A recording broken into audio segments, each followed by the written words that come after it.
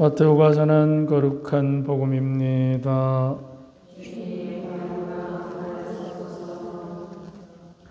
그때 예수님께서는 군중을 보시고 산으로 오르셨다. 그분께서 자리에 앉으시자 제자들이 그분께 다가왔다. 예수님께서 입을 여시어 그들에게 이렇게 가르치셨다. 행복하여라 마음이 가난한 사람들, 하늘나라가 그들의 것이다. 행복하여라 슬퍼하는 사람들, 그들은 위로를 받을 것이다. 행복하여라 온유한 사람들, 그들은 땅을 차지할 것이다. 행복하여라 의로움에 줄이고 목마른 사람들, 그들은 흡족해질 것이다. 행복하여라 자비로운 사람들, 그들은 자비를 입을 것이다. 행복하여라 마음이 깨끗한 사람들, 그들은 하느님을 볼 것이다. 행복하여라 평화를 이루는 사람들, 그들은 하느님의 자녀라 불릴 것이다. 행복하여라 의로움 때문에 박해를 받는 사람들, 하늘나라가 그들의 것이다. 사람들이 나 때문에 너희를 모욕하고 박해하며 너희를 거슬러 거짓으로 온갖 사악한 말을 하면 너희는 행복하다. 기뻐하고 즐거워하여라. 너희가 하늘에서 받을 상이 크다. 주님의 말씀입니다.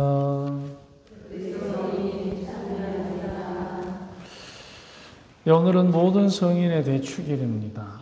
이 성인의 대축일을 정한 것은 다름이 아니라 우리가 영원한 생명에 대한 기쁨을 표현하는 것입니다. 죽음 이후에 죽음으로 모든 게 끝나는 것이 아니라 우리가 반드시 이 세상에서 사는 것과 연계해서 새로운 영원한 생명의 삶, 기쁨이 있다는 것입니다. 그래서 우리가 눈에 보이는 이 지상의 삶이 전부가 아니라 죽음을 넘어서서 복된 생활이 있다는 것을 우리에게 교리적으로 설명하고 그 기쁨을 나누기 위해서 정한 대축일입니다. 그렇다면 이제 오늘부터 위령성월이 시작이 되는데 다들 아시는 것처럼 또 이제 전대사를 받게 되는 기간이 왔습니다.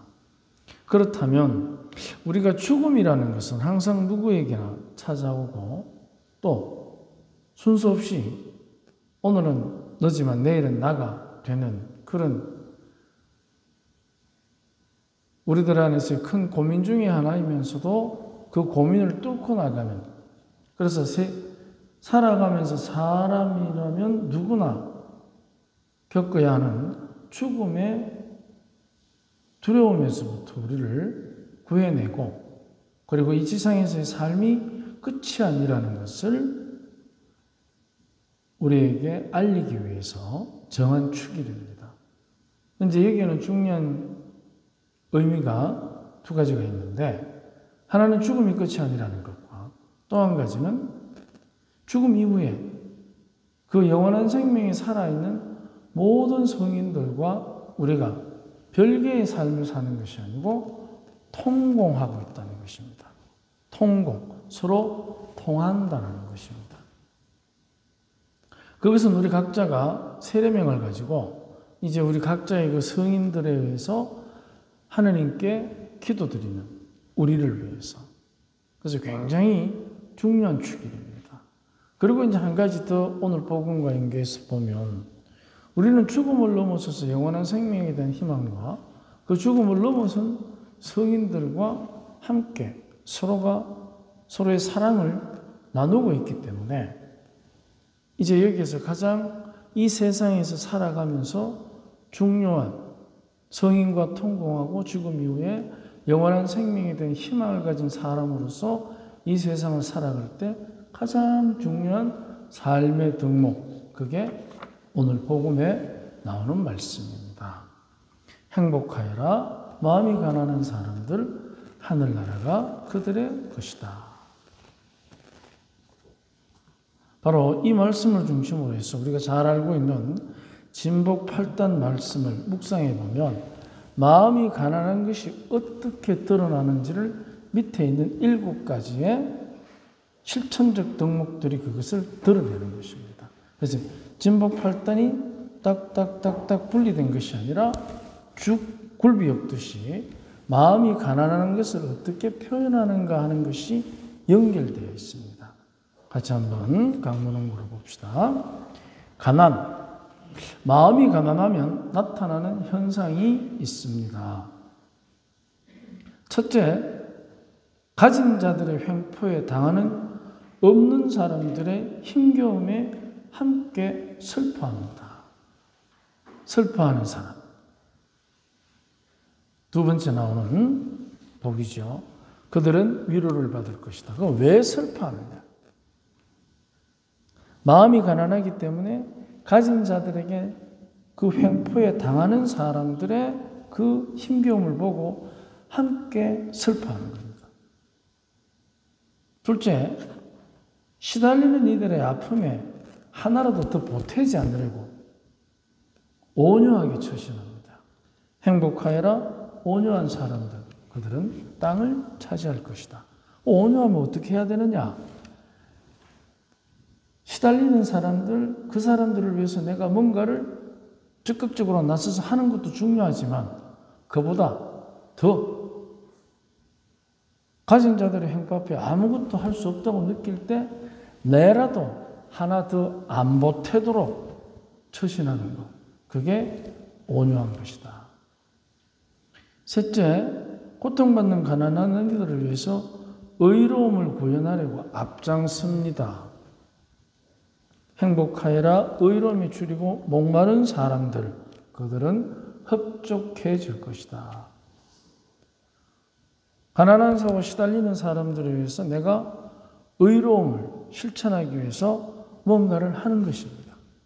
그런데 그 의로움을 실천한 것 속에는 꼭 굳이 그들과 가난한 사람들과 천막 밑에 함께 굶지 않아도 우리는 일상 중에 내 생활을 하면서 그들을 위해서도 충분히 의로움을 찾을 때, 그때 우리는 마음이 가난한 것을 표현하는 것입니다.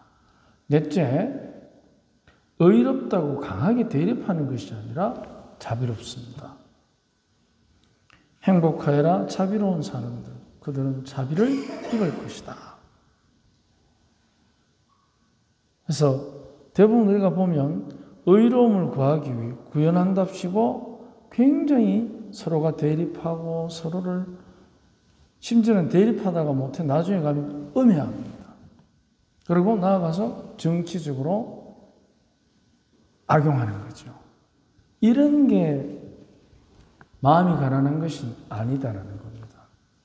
의롭다고 해서 강하게 대립하는 것이 아니고 자비롭습니다. 그리고 다섯째, 자비로운 사람은 모든 면에서 사욕을 버리고 양심으로 판단하고 행동합니다. 행복하여라 자비로운 사람들, 행복하여라 마음이 깨끗한 사람들, 그들은 하느님을 볼 것이다. 그래서 우리가 자비롭다는 것은 물론 누군가에게 뭔가를 잘해주는 것입니다. 그런데 그 잘해준다는 것이 의로움을 구하고 온유하고 이런 여러 가지들을 담기 위해서는 양심적으로 판단해야 되는 것입니다. 마음이 깨끗한 사람들. 그래서 마음이 가난하면 마음이 깨끗한 것으로도 드러나는 것입니다. 여섯 번째, 항상 사람들 안에 하느님 안에 항상 평화를 이룩합니다. 행복하여라 평화를 이루는 사람들, 그들은 하느님의 자녀라 불릴 것이다. 그런데 여기서 중요한 것은 사람들 사이에서만 평화를 이룩하는 게 아닙니다. 반드시 하느님 안에서 평화를 이룩해야 됩니다. 사람들 안에서 평화를 이룩하는 것을 자칫하면 힘의 균형으로 착각할 때가 있습니다. 그런데 이것은 힘의 균형이 아니고 평화라는 것은 하느님 안에서 이루어지는 평화이기 때문에 그 안에 자비와 의로움, 온유함, 깨끗한 양심 이런 것들을 다 담고 있는 것입니다. 7번째, 평화로운 사람은 의로움으로 인해 박해를 받더라도 가해자나 피해자 모두가 더 나은 사랑의 삶을 향한 선택을 하도록 그 힘든 길을 포기하지 않습니다. 행복하여라. 사람들이 의로움 때문에 박해를 받는 사람들, 하늘나라가 그들의 것이다. 내가 박해를 받는다고 해서 가해자를 없애버릴 생각을 한다면 그것은 똑같은 복수자가 되는 것입니다. 그래서 마음이 가난하면 더 이상 자신을 자기 것만으로 여기지 않는 피움의 행복을 누립니다. 우리는 이 행복을 누리고 있습니다. 부모로서, 친구로서, 자녀로서. 우리가 자기 자신을 자기 것만으로 생각하지 않을 때, 그때 가난은 없는 것이 아니라 있는 것을 나보다 더 없는 사람을 위해 쓰는 것입니다. 부모가 그러하지 않습니까? 나보다 더 나약한 자녀를 위해서 자기가 가진 모든 것을 쓰지 않습니까? 그래서 없어도 초라하지 않습니다. 누군가에게 보탬이 되면 그것으로 풍요롭습니다. 이게 바로 부모입니다. 부모. 그 부모의 풍요로움이 어디에서 나오겠습니까? 스스로 가난하면 나보다 더 가난한 사람들이 내 안에서, 그리고 내가 그들 안에서 서로가 순수한 마음이라는 나라에서 함께하게 되는 것입니다.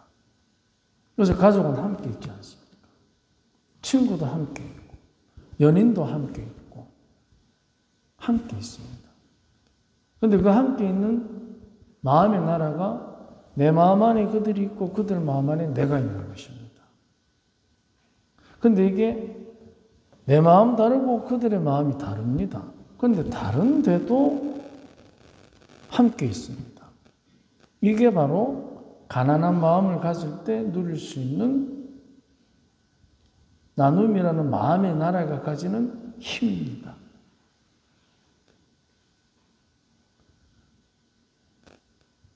이 순수한 동행은 너희를 거슬러 거짓으로 온갖 사악한 말을 하며